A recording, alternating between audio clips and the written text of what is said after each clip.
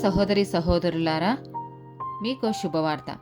2025 సంవత్సరంలో మొత్తం 365 అంశాలను మీతో పంచుకోబోతున్నాము. జనవరి 1వ తేదీ నుండి ప్రతిరోజు ఒక అంశము మరియు దానికి సంబంధించిన వాక్యమును పంచుకుంటాము. దయచేసి ఆ వాక్యములను వినండి, ధ్యానించండి మరియు ఆశీర్వదించబడండి. దయచేసి సబ్స్క్రైబ్ చేయండి మరియు మీ స్నేహితులతో పంచుకోండి. ధన్యవాదాలు.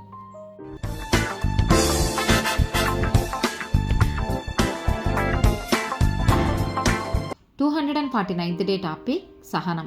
హెబ్రీలకు రాసిన పత్రిక 10వ అధ్యాయము 36వ వచనం. మీరు దేవుని చిత్తమును నెరవేర్చిన వారై వాగ్దానము పొందు నిమిత్తము మీకు ఓరిమి అవసరమై ఉన్నది. ఎఫెసీలకు రాసిన పత్రిక 4వ అధ్యాయము 2వ వచనము.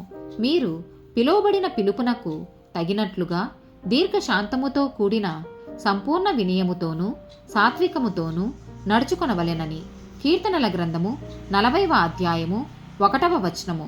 యెహోవా కొరకు నేను సహనముతో కనిపెట్టుకొంటిని, ఆయన నాకు చెవియొగ్గి నా మొర ఆలకించెను.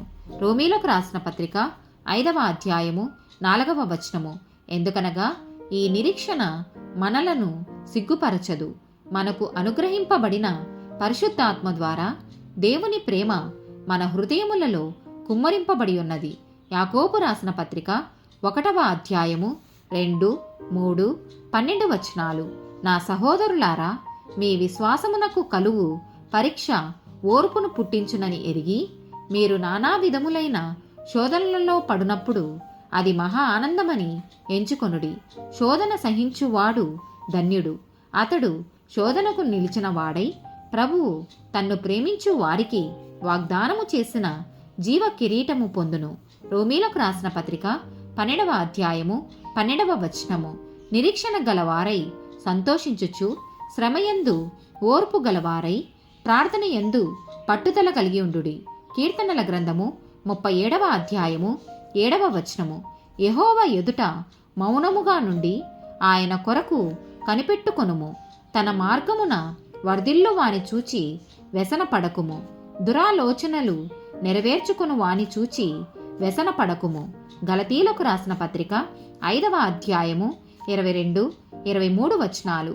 అయితే ఆత్మఫలమేమనగా ప్రేమ, సంతోషము, సమాధానము, దీర్ఘశాంతము, దయాలుత్వము, మంచితనము, విశ్వాసము, సాత్వికము, ఆశానిగ్రహము. ఇట్టి వాటికి విరోధమైన నియమమేదియూ లేదు. కొలసీలకు రాసిన పత్రిక 3వ అధ్యాయము 12వ వచనము. కాగా దేవుని చేత ఏర్పరచబడిన వారును పరిశుద్ధులను ప్రియులైన వారికి తగినట్లు మీరు జాలిగల మనస్సును, దయాలుత్వమును, వినయమును, సాత్వికమును, దీర్ఘశాంతమును ధరించుకొనుడి. ఆమేన్.